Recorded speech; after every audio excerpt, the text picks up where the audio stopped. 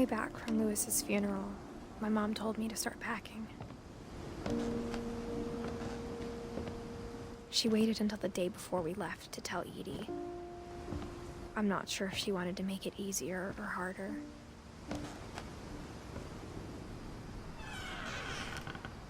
I wish we'd stayed. But I understand why we left.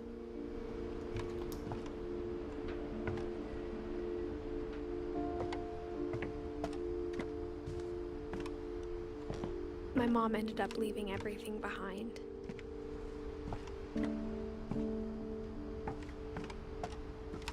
What happened that night had been coming for a long time. Maybe it should have come sooner.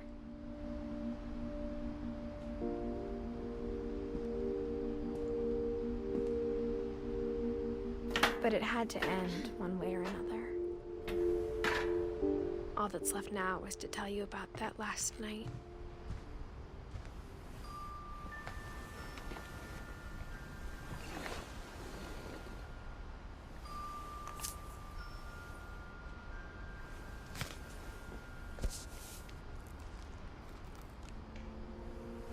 That whole last day, Edie just watched us pack and didn't say a word. Until supper, when she raised her glass and said, "To our final night together, and all our final nights apart." Grandma, you know what I said about alcohol. Some of your medications are very Edith, specific. I left a present for you in the hallway. Why don't you go open it? The grown-ups have to argue now. I'm sorry, you're right. We're all leaving tomorrow. Let's just enjoy our last... I'm not leaving. Edith, you're excused.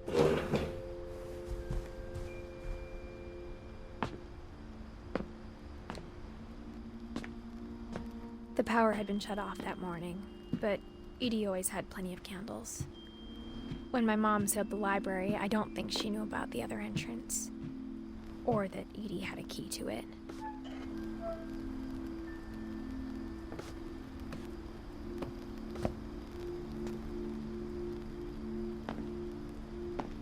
That thing you're afraid of isn't going to end when you leave the house.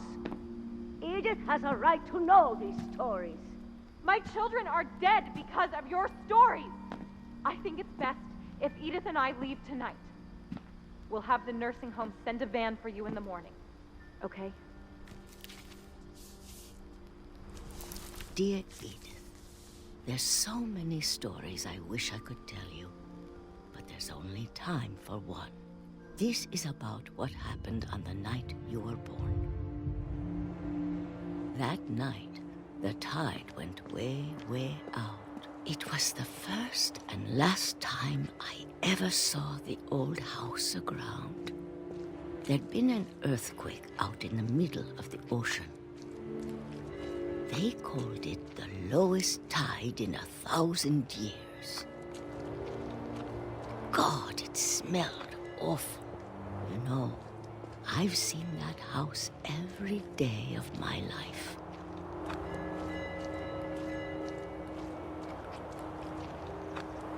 But I never thought I'd go back to it. When the fog rolled in, I lost my way.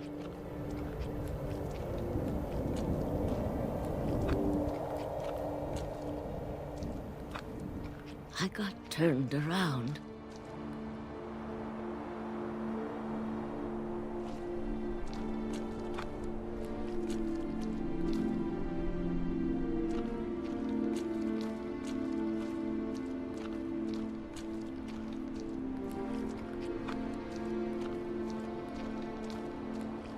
For a while, I wandered.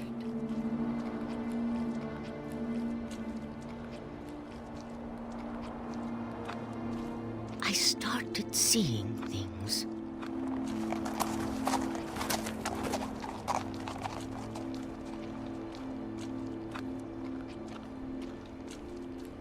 Things I'd forgotten had ever existed.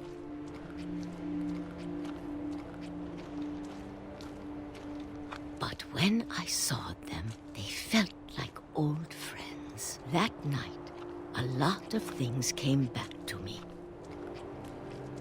Or maybe I came back to them.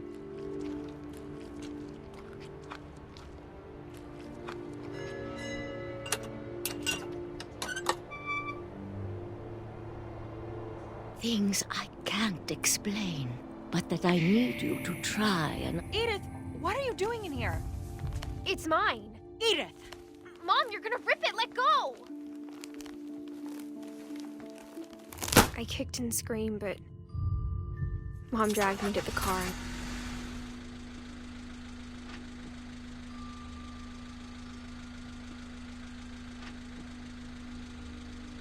I never saw Great-Grandma Edie again. The next morning, the van came to pick her up, but she was already gone. After that, we moved around a lot.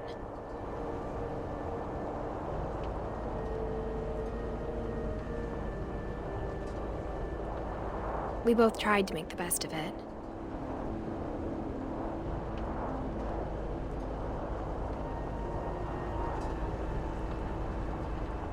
A few years went by.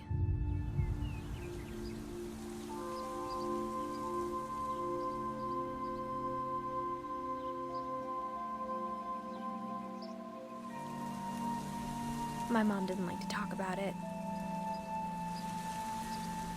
But she started getting sick a lot. The rest happened pretty quickly. She got better for a while, and then she didn't.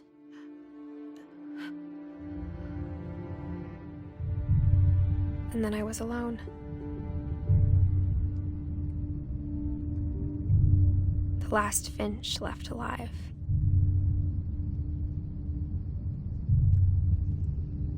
Until I found out about you. I'm still not sure what to tell you about all this. If we lived forever, maybe we'd have time to understand things.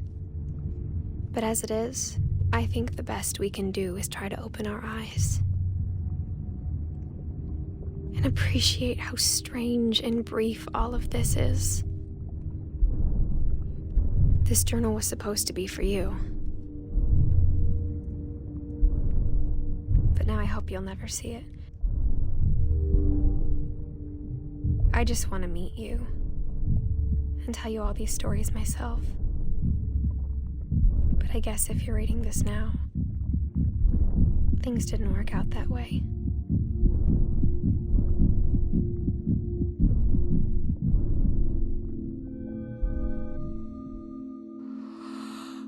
This is where your story begins. I'm sorry I won't be there to see it. It's a lot to ask, but I don't want you to be sad that I'm gone. I want you to be amazed that any of us ever had a chance to be here at all. Good luck.